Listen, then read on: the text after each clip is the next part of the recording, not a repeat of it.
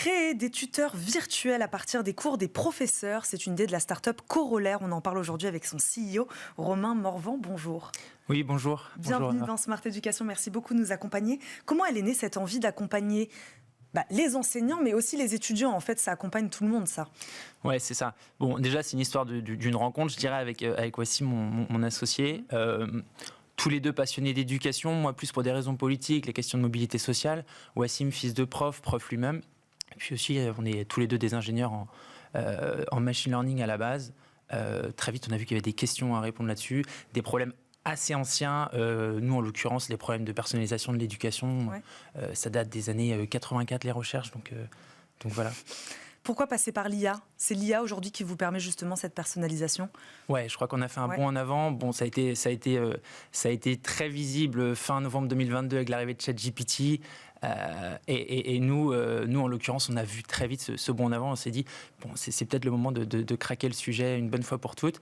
Et donc, la question de la personnalisation de l'éducation, c'est quelque chose que nous, on prend au sens large. L'éducation plus au sens anglais, education, donc l'éducation, la formation. Et on veut pouvoir personnaliser l'éducation, que ce soit à l'école, au travail, donc tout au long de la vie, et puis en ligne, donc une forme assez hybride finalement. Alors expliquez-nous à quoi ils ressemblent ces tuteurs virtuels.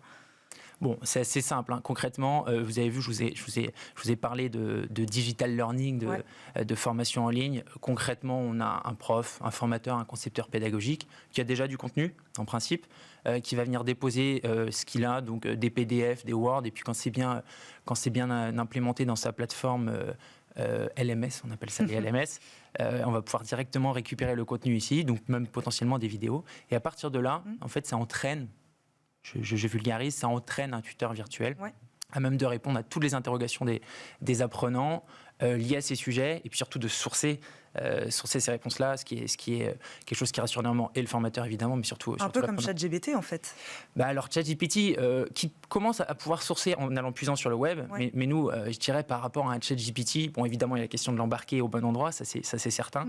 Puis surtout, vous prenez ChatGPT, vous gardez sa capacité à comprendre le langage et à générer du langage, mais surtout vous débranchez sa base de connaissances, même si c'est pas une réelle base de connaissances. Enfin, vous en doutez, c'est les statistiques derrière, mais à la place vous branchez le contenu de formation.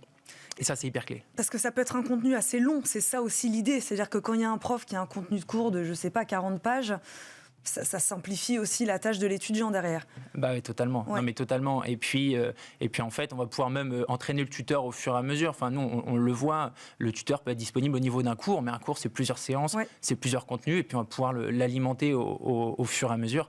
Et là, je vous ai dit, on prend des vidéos, ça peut être des vidéos assez longues, on prend des cours, ça peut être 12 chapitres. En fait, c'est pas un problème pour nous, on sait où aller chercher précisément la réponse ensuite, quoi. Donc le contenu, c'est le professeur qui le donne, et ensuite, l'étudiant, l'élève, il peut poser globalement toutes les questions qu'il a envie de poser.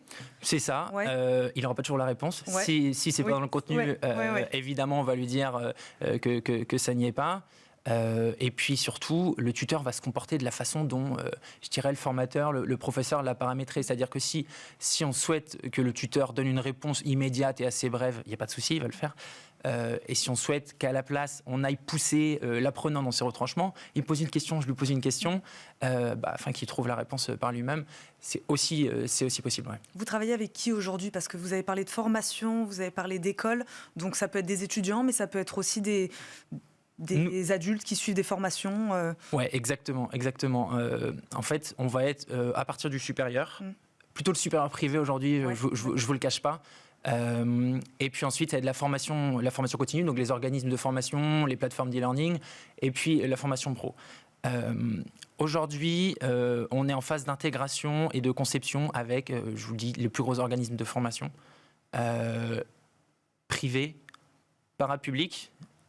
Et puis sur les écoles du supérieur, ça va être les très gros groupes que vous connaissez, que vous avez peut-être déjà reçus sur votre plateau d'ailleurs. Pourquoi pas le public? Désolé, je me permets de rebondir sur ce que vous dites. C'est plus difficile de travailler aujourd'hui avec les écoles publiques.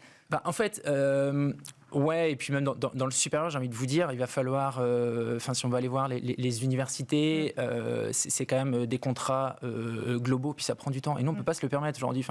Je ne l'ai pas précisé, mais ça fait un an qu'on existe. On ne peut pas se permettre d'avoir un cycle de vente d'1 an et demi pour un potentiel contrat. Même si je le vois, et même hier soir, quand j'ai fermé mon ordinateur, je l'avoue que j'étais en train de répondre, et c'est hyper étonnant, à un prof dans le secondaire à l'Académie de Créteil qui était épaté par ce qu'on avait fait. Je ne sais même pas comment il a eu accès à la version d'essai. Et qui, justement, là c'était plutôt ces inspecteurs qui disaient bon ok, on va pousser un peu le truc, là on va maintenant regarder les questions de données de nos élèves, où est-ce que ça passe, et voilà, donc c'est assez étonnant, mais ça prendrait beaucoup plus de temps que dans le privé. Ouais. C'est quoi la suite pour vous là? On continue d'entraîner cette intelligence artificielle pour qu'elle soit capable de faire toujours plus de choses?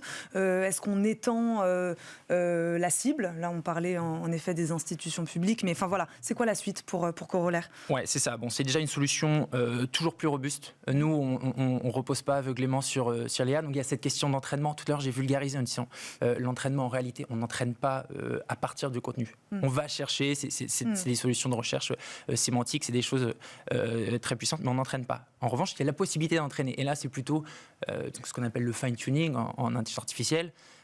C'est les questions de le rendre toujours plus pertinent pédagogiquement, si vous voulez. Donc ça, c'est un point. Et puis ensuite, il y a la question de l'interface. Nous, sur lequel le produit, c'est quelque chose qui compte beaucoup. C'est ce qui fera la différence, d'ailleurs, sur l'ensemble des startups, IA, pas IA, mais qui permet de mettre un produit vraiment fini, qui convainc et ceux à qui on vend, donc les organismes, les institutions.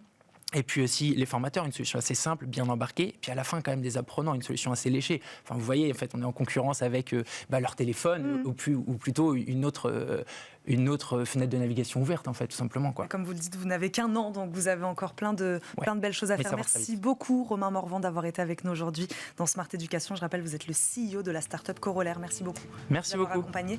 Merci à vous de nous avoir suivis. On se retrouve évidemment très vite pour un nouveau numéro de Smart Education. À très vite sur Bismart. Ciao.